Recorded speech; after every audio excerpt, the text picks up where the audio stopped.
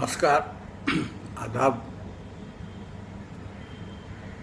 बज़्म मुंशी प्रेमचंद में एक बार फिर स्वागत है, इस्तकबाल है। आज जो कहानी मैं आपको सुनाने जा रहा हूँ वो पहली बार हिंदी में लेखक के शीर्षक से हंस के नवंबर 1931 के अंक में प्रकाशित हुई और उर्दू में महानामा चंदन के दिसंबर 1931 के शुमारे में शाये हुई और किताबी सूरत में उनके अफसानवी मजमूए आखिरी तोहफा में 1934 में छपी। उर्दू में इस कहानी का उन्वान है अदीब की इज्जत। हिंदी का शीर्षक था लेखक, उर्दू का उन्वान है अदीब की इज्जत। तो सुनिए अफसाना अदीब की इज्जत। सुबह के वक्त हजरत कमर ने 20 दफ़ा उबाली हुई चाय का प्याला तैयार किया और बग़ैर चीनी और दूध के पी गए। यही उनका नाश्ता था।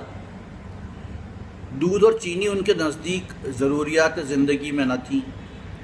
घर में गए ज़रूर कि बीवी को जगाकर पैसे मांगे, पर उसे फटे मैले लिहाफ पे सोते देखकर जगाने को जी न चाहा।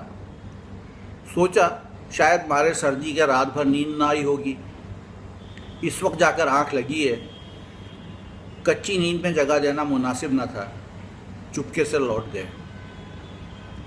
चाय पीकर उन्होंने कलम दवात संभाली और वो किताब लिखने में महव हो गए जो उनके ख़याल में इस सदी की बेहतरीन तसनीफ़ होगी, जिसकी इशाअत उनको गुमनामी के भंवर से निकालकर शोहरत और नामवरी के आसमान पर पहुंचा देगी। आध घंटे बाद बीवी आंख मलते हुए आकर बोली, चाय पी चुके? कमर ने खुश होकर जवाब दिया, हाँ पी चुका, बहुत अच्छी बनी थी, मगर दूध और चीनी कहाँ से लाए? आजकल सादा चाय अच्छी मालूम होती है। दूध और चीनी मिलाने से चाय का जायका बिगड़ जाता है। डॉक्टरों की भी यही राय है। यूरोप में तो दूध का बिल्कुल रिवाज नहीं है। ये तो हमारे यहाँ के चीनी नवाज रईसों की ईजाद है। ना जाने आपको फीकी चाय कैसे अच्छी मालूम होती है। मुझे जगा क्यों ना लिया? पैसे तो रखे थे। कमर ने जवाब ना दिया और फिर लिखने लगे। जवानी ही में उन्हें ये बीमारी लग गई थी और आज 20 साल से वो इसे पाले हुए थे। उस बेनियाजी की शान से जो अदीबों की इम्तियाजी सिफत है। उन्होंने कस्बे माश के किसी और ज़रिए की तरफ तवज्जो न की। इस बीमारी में जिस्म घुल गया, सेहत घुल गई और 40 साल की उम्र में ही बुढ़ापे ने आकर घेर लिया। मगर यह मर्ज लाइलाज है। तुलुए आफताब से आधी रात तक ये अदब का पुजारी दुनिया व माफिया से बेखबर फ़िक्र सुखन में गर्क रहता। पर हिंदुस्तान में सरस्वती की पूजा लक्ष्मी की नाराज़गी के मुतरादिफ है।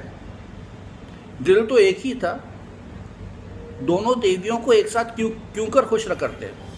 लक्ष्मी की नाराज़गी सिर्फ अफलास की शक्ल सूरत ही में न ज़ाहिर होती थी, बल्कि उसकी सबसे भयानक सूरत ये थी कि अखबारात और रसायल के एडिटर भी दिल खोलकर दाद न देते थे, जैसे सारी दुनिया ने उनके ख़िलाफ़ साजिश कर ली हो। यहाँ तक कि उन्हें अपने ऊपर मुतलिक एतमाद न था। अब उन्हें यह शुबा होने लगा था कि मेरे मज़ामीन में कोई खूबी, कोई मानी है ही नहीं और ये इंकशाफ बदरजा गायत हिम्मत शिकन था। ये उम्र अजीज़ यूं ही तल्फ हो गई। ये तस्कीन भी नहीं कि दुनिया ने नाकदरी की हो, मगर उनका कारनामा हयात हकीर नहीं। ज़रूरियात ज़िंदगी घटते घटते ज़ुहद की हदूद को भी पार कर चुकी थी। अगर कोई तस्कीन थी तो महज ये कि उनकी रफ़ीक़ हयात तर्क को ईसार में उनसे भी बड़ी हुई थी। सकीना इस तबाह हाली में भी मुतमईन थी। कमर को दुनिया से शिकायत हो, मगर सकीना हमेशा उसकी दिलजोई करती रहती थी। अपनी नसीबों का रोना तो दूर की बात, उस देवी ने कभी माथे पर बल भी ना आने दिया। सकीना ने चाय का प्याला समेटते हुए कहा, तो जाकर घंटा आध घंटा कहीं घूम फिर क्यों नहीं आते? जब मालूम हो गया कि जान देकर काम करने से भी कोई नतीजा नहीं, तो बेकार क्यों सर खपाते हो? कमर ने बगैर कलम उठाए हुए कहा, लिखने में कम से कम ये तसल्ली तो होती है कि कुछ कर रहा हूँ। सैर करने में तो मुझे ऐसा मालूम होता है कि वक्त ज़ाय हो रहा है। ये इतने लिखे पढ़े आदमी जो हर रोज़ हवा खाने जाते हैं तो क्या अपना वक्त ज़ाय करते हैं? मगर उनमें ज़्यादातर वही लोग होते हैं जिनको सैर करने से माली नुकसान नहीं होता। अक्सर तो सरकारी मुलाजिम होते हैं जिनको माहवार तनख्वाह मिल जाती है, या ऐसे पेशों के लोग होते हैं जिनकी आवाम में इज्जत है। मैं तो मिल का मजदूर हूँ। तुमने कभी मजदूरों को भी हवा खाते देखा है?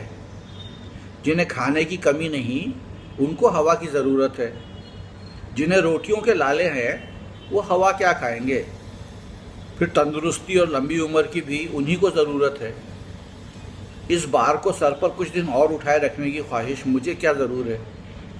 सकीना ने मायूसी में डूबी हुई बातें सुनकर आंखों में आंसू भरे और अंदर चली गई। उसका दिल कहता था, इस तप का फल एक दिन उन्हें ज़रूर मिलेगा। दौलत हासिल हो या ना हो, लेकिन कमर साहब यास की इस हद तक जा पहुँचे थे जहाँ से सिमत मुखालिफ में तुलू होने वाली उम्मीद की सुर्खी भी नहीं दिखाई देती। एक रईस के यहाँ कोई तकरीब है, उसने हज़रत कमर को भी मदऊ किया है। आज उनका दिल खुशी के घोड़े पर बैठा हुआ नाच रहा है। सारे दिन वो इसी तखय्युल में महव रहे, राजा साहब किन अल्फाज में उनका खैर मकदम करेंगे और किन अल्फाज में उनका जवाब देंगे, किन मज़ामीन पर गुफ्तगू होगी और किन किन असहाब से उनका तारुफ कराया जाएगा। सारा दिन वो इन्हीं ख्यालात के लुत्फ़ उठाते रहे। इस मौके के लिए उन्होंने एक नज़्म भी तैयार की जिसमें उन्होंने ज़िंदगी को एक बाग से तशबीह दी थी। शराब हस्ती उनके ज़ोर तबा के लिए ज़्यादा मौजूद चीज़ थी, मगर वो आज रईसों के जज्बात को ठेस ना लगा सकते थे। दोपहर ही से उन्होंने तैयारियां शुरू की। हजामत बनाई, साबुन से नहाए, सर में तेल डाला। दिक्कत कपड़ों की थी। मुद्दत गुजरी जब उन्होंने एक अचकन बनवाई थी। उसकी हालत भी उनकी सी थी, जैसे ज़रा सी सर्दी या गर्मी से उन्हें ज़ुकाम या सरदर्द हो जाता था, उसी तरह वो अचकन भी नाजुक मिजाज थी। उसे निकाला और झाड़ पूंछ कर रखा। सकीना ने कहा, तुमने नाहक वहाँ जाना मंजूर किया। लिख देते, मेरी तबीयत ठीक नहीं है। इन फटे हालों जाना तो और भी बुरा है। कमर ने फिलोसोफरों की तरह की संजीदगी से कहा, जिन्हें खुदा ने दिल और समझदारी दी है, वो आदमियों का लिबास नहीं देखते, उनके हुनर देखते हैं। आखिर कुछ बात तो है कि राजा साहब ने मदऊ किया है। मैं कोई ओहदेदार नहीं, ज़मींदार नहीं, जागीरदार नहीं, ठेकेदार नहीं, एक मामूली शायर हूँ। शायर की कीमत उसकी नज़में होती हैं। इस नुक्ते निगाह से मुझे किसी शायर के सामने नादम होने की ज़रूरत नहीं है। सकीना उनकी सादगी पर तरस खाकर बोली, तुम ख्यालात की दुनिया में रहते हो और ख्यालात की दुनिया में रहते रहते हकीकी दुनिया से बिल्कुल बेगाना हो गए हो। मैं कहती हूँ, राजा साहब के यहाँ लोगों की निगाह सबसे ज़्यादा कपड़ों ही पर पड़ेगी। सादगी ज़रूर अच्छी चीज़ है, लेकिन उसके मानी ये तो नहीं कि आदमी बेवकूफ़ ही बन जाए। कमर को इस दलील में कुछ जान नज़र आई। अहले नज़र की तरह उन्हें अपनी गलतियों के एतराफ़ में पसो पेश न होता था। बोले, मेरा ख्याल है चराग जल जाने के बाद जाऊं। मैं तो कहती हूँ, जाओ ही क्यों। अब तुमको कैसे समझाऊं? हर शख्स के दिल में इज्जत, एजाज़ और एहतराम की भूख होती है। तुम पूछोगी, ये भूख क्यों होती है? इसलिए कि ये हमारी रूह के इर्तिका की एक मंजिल है। हम उस अजीब शान ताकत का लतीफ़ हिस्सा हैं जो सारी दुनिया में हाजिर और नाजिर है, जिसमें कुल की खूबियाँ होना लाजमी अमर है। इसलिए जाहो रफ़त, इल्म फ़ज़ल की जानिब हमारा फितरी मेलान है। मैं इस हवस को मयूब नहीं समझता। हाँ, चूँकि दिल में ज़ौफ़ है, अहले दुनिया की हर गिरियों का ख्याल कदम कदम पर दामनगीर हो जाता है।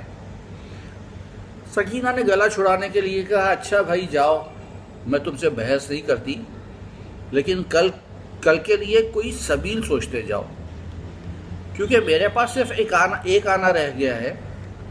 जिनसे कर्ज मिल सकता था उनसे ले चुकी, और जिससे लिया उसे देने की नौबत नहीं आई। मुझे तो अब और कोई सूरत नज़र नहीं आती। कमर ने एक लम्हे के बाद कहा, 2-1 अखबारों से रुपया आने वाला है, शायद कल तक आ जाए, और अगर फाका कशी ही करनी पड़ी तो क्या फिक्र है। हमारा फ़र्ज़ काम करना है, हम काम करते हैं और दिलो जान से करते हैं। अगर उसके बावजूद फाका करना पड़े तो मेरा कसूर नहीं, मर ही तो जाऊंगा। हमारे जैसे लाखों आदमी आए दिन मरते रहते हैं, दुनिया का कोई काम बंद नहीं होता। मैं तो कबीर पंथियों का कायल हूँ, जो गाते बजाते हुए जनाजे को ले जाते हैं, मौत से नहीं डरता। तुम ही कहो, मैं जो कुछ करता हूँ उससे ज़्यादा मेरे इम्कान में क्या है। सारी दुनिया मीठी नींद सोती है और मैं कलम लिए बैठा रहता हूँ। लोग सैर व तफरीह के लिए निकलते हैं, खेलते कूदते हैं, मेरे लिए सब कुछ हराम है। यहाँ तक कि महीनों से हंसने की नौबत नहीं आई। ईद के दिन भी मैंने छुट्टी नहीं मनाई। बीमार होता हूँ तब भी लिखता हूँ। सोचो, तुम बीमार थी और मेरे पास हकीम के पास जाने के लिए भी वक्त न था। अगर दुनिया नहीं कदर करती, ना करे, इसमें दुनिया का ही नुकसान है, मेरा तो कोई नुकसान नहीं। चिराग का काम जलना है, उसकी रोशनी फैलती है या उसके सामने कोई दीवार है, उसे इससे मतलब नहीं। मेरा भी ऐसा कौन सा दोस्त, शनासा या रिश्तेदार है जिसका मैं शर्मिंदा एहसान नहीं। यहाँ तक कि अब घर से निकलते भी शर्म आती है। इत्मीनान सिर्फ इतना है कि लोग मुझे बदनीयत तसव्वुर नहीं करते, चाहे वो मेरी कुछ ज़्यादा इमदाद ना कर सकें, मगर उन्हें मुझसे हमदर्दी है। मेरी खुशी के लिए इसी कदर काफ़ी है कि मुझे एक रईस ने बुलाया है। फिर अचानक उन पर नशा सा छा गया। गुरगुर से बोले, नहीं, अब रात को ना जाऊंगा। मेरा अफलास रुसवाई की हद तक पहुंच चुका है, इसकी पर्दापोशी बेकार है। मैं उसी वक्त जाऊंगा जिसे राजा लोग मदऊ करें। वो ऐसा वैसा आदमी नहीं हो सकता। मैं उसी वक्त जाऊंगा जिसे राजा लोग मदऊ करें, वो ऐसा वैसा आदमी नहीं हो सकता। राजा साहब मामूली रईस नहीं, वो इस शहर के नहीं, हिंदुस्तान भर के मशहूर आदमी हैं। अगर अब भी कोई मुझे मामूली आदमी समझे तो उसकी अकल का फितूर है। शाम के वक्त हजरत कमर अपनी फटी पुरानी अचकन और सड़े हुए जूते और बेतुकी सी टोपी पहने घर से निकले तो गवार उचक्के से मालूम होते थे। डील डोल और चेहरे मोहरे के आदमी होते तो इस ठाठ में भी एक शान होती। फरहबी बजाय खुद एक बारोबशे है, मगर अदबी खिदमत और मोटापे में खुदा वास्ते का बैर है। अगर कोई अदीब मोटा ताज़ा है तो समझ लीजिए कि उसमें सोज नहीं, लोच नहीं, दिल नहीं, फिर भी अकड़े जाते थे। एक एक अजू से गुरूर टपकता था। यूँ घर से निकलकर वो दुकानदारों से आंख बचाकर निकल जाते थे, मगर आज वो गर्दन उठाए उनके सामने से जा रहे थे। आज वो उनके तकाज़ों का मुंह तोड़ जवाब देने को तैयार थे। मगर शाम का वक्त था, हर एक दुकानदार पर खरीदारों का हुजूम था। कोई उनकी तरफ नहीं देखता। जिस रकम को वो बहुत ज़्यादा समझते थे वो दुकानदारों की निगाहों में मामूली थी। कम से कम ऐसी ना थी जिसकी खातिर वो किसी की इज्जत उतार कर रख दें। हजरत कमर ने एक मरतबा सारे बाजार का चक्कर लगाया पर जी ना भरा। तब दूसरा चक्कर लगाया, उससे भी कुछ ना बना। तब वो खुद हाफिज सदर की दुकान पर जाकर खड़े हो गए। हाफिज साहब बिसाती का काम करते थे। बहुत दिन हुए। कमर को देखकर बोले, वाह हजरत, अभी तक छाते के दाम नहीं मिले। ऐसे 150 गाहक मिल जाए तो दिवाला निकल जाए। अब तो बहुत दिन हो गए। हजरत कमर की बातें खिल गईं, दिल की मुराद पूरी हुई। बोले, मैं रुपया भूला नहीं हूँ हाफिज साहब, इन दिनों काम की इस कदर ज्यादती रही कि घर से निकलना दुश्वार था। रुपया तो हाथ आता नहीं था, पर आपकी दुआ से कदरशनासों की कमी नहीं। 2-4 आदमी घेरे ही रहते हैं। जिंदगी बवाल है। इस वक्त भी राजा साहब अजी वही जो टुकड़े वाले बंगले में रहते हैं, उन्हीं के यहाँ जा रहा हूँ। रोज कोई ना कोई ऐसा ही मौका आता रहता है। हाफिज साहब मरूब हो गए। अच्छा, आप राजा साहब की तशरीफ ले जा रहे हैं? ठीक है, आप जैसे बाकमालों की कदर रईसी कर सकते हैं। राजा साहब की अगर इधर निगाह हो जाए तो फिर क्या पूछना। एक पूरा बिसात खाना तो उन्हीं के लिए दरकार है। 2.5-3 लाख सालाना की आमदनी है। कमर साहब को 2.5-3 लाख की आमदनी कम मालूम हुई। ज़बानी जमा खर्च है तो 20 लाख कहने में क्या हर्ज है। बोले 2.5-3 लाख तो आप उन्हें गालियाँ देते हैं। उनकी आमदनी 10 लाख से कम नहीं। एक साहब का अंदाज़ा तो 20 लाख का है। मकान है, दुकानें हैं, ठेका है, अमानती रुपए, और सबसे बड़ी बात यह है कि सरकार बहादुर की निगाह है। हाफिज ने बड़े इश्क से कहा, यह दुकान आपकी है जनाब, बस इतनी ही अर्ज है। ए मुरादी, ज़रा 2 पैसे के अच्छे पान तो बनवा ला आपके लिए। आइए 2 मिनट बैठिए, कोई चीज़ दिखाऊंगा आपसे, तो घर का मामला है। कमर ने पान खाते हुए कहा, इस वक्त तो माफ़ रखिए, वहाँ देर होगी, फिर कभी हाजिर हूँगा। यहाँ से उठकर वे कपड़े वाले की दुकान पर रुके। मनोहर दास नाम था। उन्हें देखकर आंखें उठाई। बेचारा उनके नाम को रो बैठा था। सोचता था शायद कहीं चले गए। समझा रुपया देने आए हैं। बोला, भाईजान आपने तो बहुत दिन से दर्शन ही नहीं दिए। कई बार रुक्का भेजा, मगर आदमी को आपके मकान का पता ना था। मुनीम जी ज़रा देखो तो आपके नाम क्या निकलता है।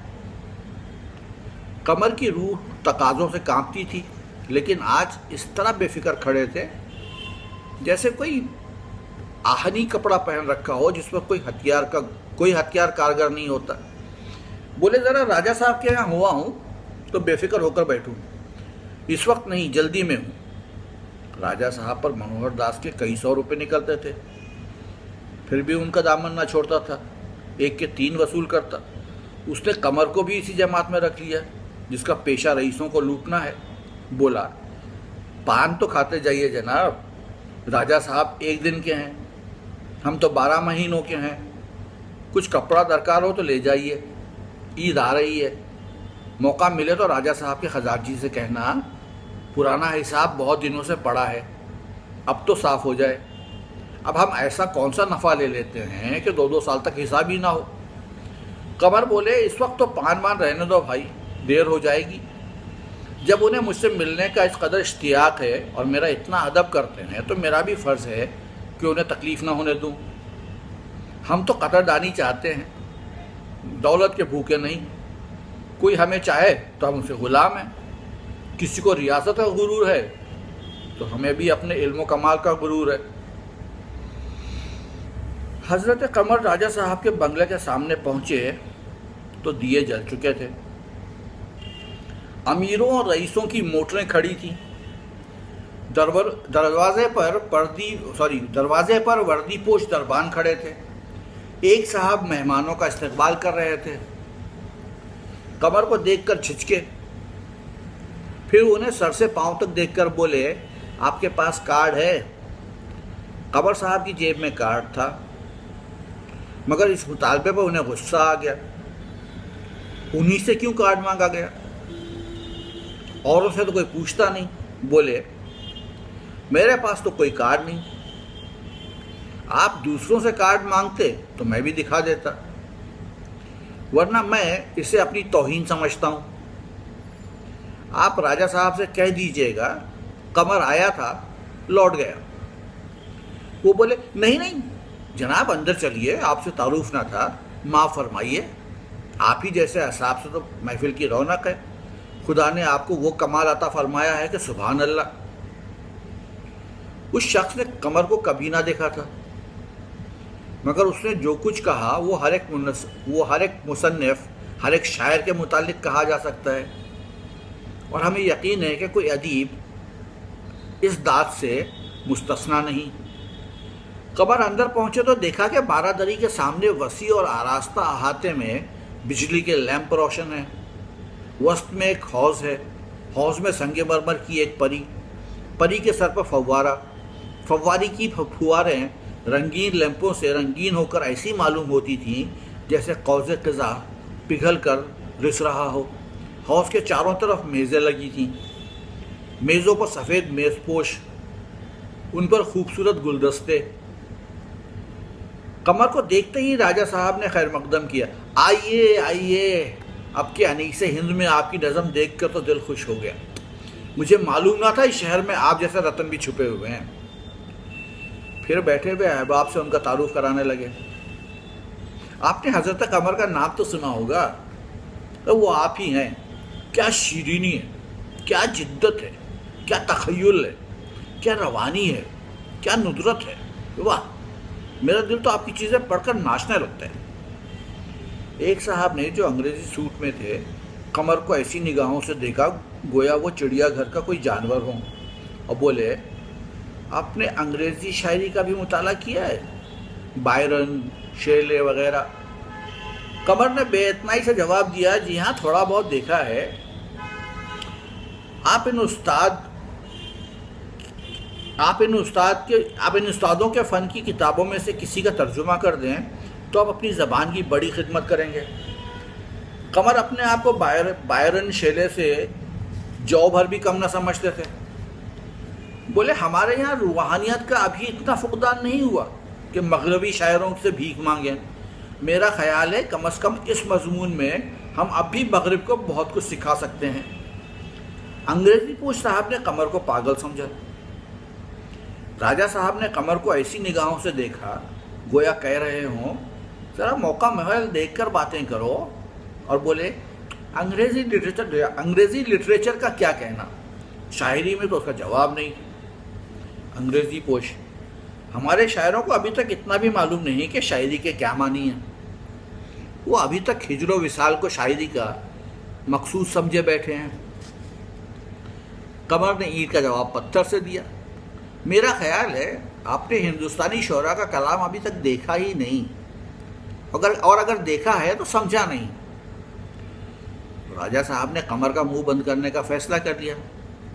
बोले, आप मिस्टर प्रांच पे हैं, आपके मज़ामीन अंग्रेज़ी अखबारात में छपते हैं और लोग उन्हें बड़े शौक़ से पढ़ते हैं। इसके मानी ये हैं कि अब आप ज़्यादा ना बहे किए। गरीब कमर को प्रांचपे के सामने नीचा देखना पड़ा। एक और देसी साहब आए। राजा ने तपाक से उनका भी इस्तकबाल किया। आइए डॉक्टर चड्ढा, मिजाज तो अच्छे हैं। चड्ढा साहब ने डॉक्टर साहब से हाथ मिलाया और कमर की तरफ देखकर बोले, आपकी तारीफ। राजा साहब ने कमर का तारुफ कराया। आप हज़रत कमर शायर हैं। डॉक्टर साहब ने ख़ास अंदाज से कहा, अच्छा, आप शायर हैं, और बगैर कुछ कहे सुने आगे बढ़ गए। ये तमाशा कई मरतबा हुआ और हर बार कमर को यही दाद मिली, अच्छा, आप शायर हैं। ये अल्फाज हर मरतबा कमर के दिल पर नया सदमा पहुंचाते थे। उनका बातिनी मफहूम कमर से छुपा ना था। उनका आम फहम अल्फाज में ये मतलब था, तुम अपने ख्याली पुलाव पकाते हो, पकाओ, यहाँ तुम्हारा क्या काम, तुम्हारा इतना हौसला कि इस महफिल में चले आओ। कमर अपने ऊपर झुंझला रहे थे।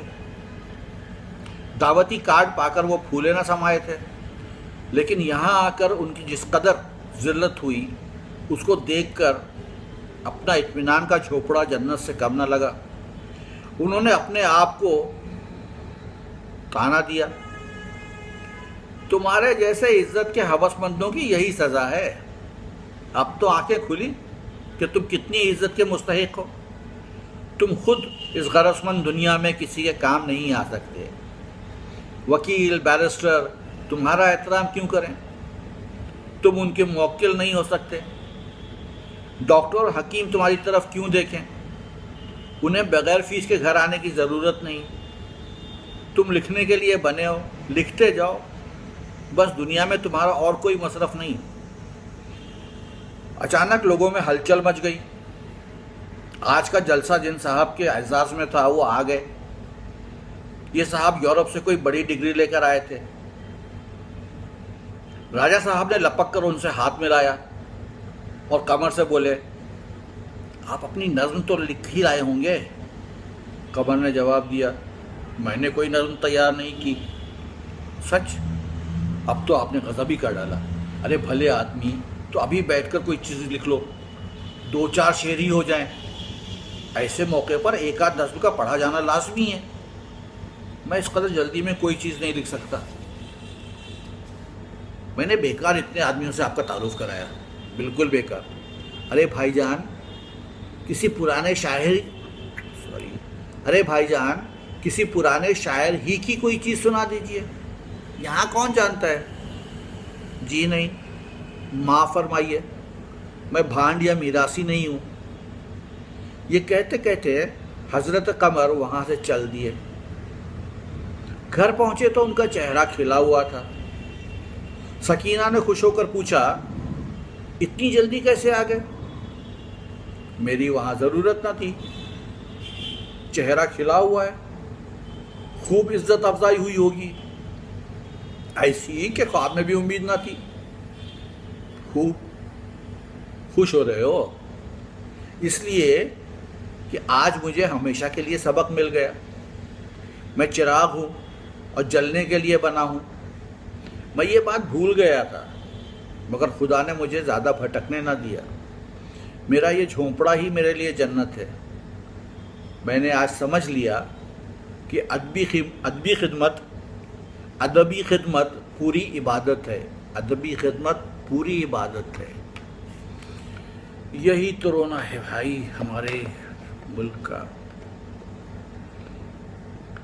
कि अदीब शायर कौन पूछता है? कितने ऐसे गाने वाले हैं जिनका बड़ा नाम है, मशहूर हैं, मारूफ हैं, लोग उनकी गज़लें गुनगुनाया करते हैं और उन गज़लों को उन मीरासियों के नाम से ही जानते हैं। उस गज़ल के शायर की कोई इज्जत नहीं होती। हुजूर, कहानी तो वहीं ख़त्म हो गई थी उस जुमले पर कि अदबी खिदमत पूरी इबादत है। उसके बाद जो कुछ कहा वो मेरा अपना कहा हुआ है, क्योंकि मुझे लगता है कि आज भी लेखक, अदीब, मुसन्निफ, शायर, कवि की वो इज्जत नहीं जो आज उन लोगों की है जिन्हें इस कहानी में अदीब ने भांड या मीरासी कहा था। खैर, वक्त वक्त की बात है। नमस्कार।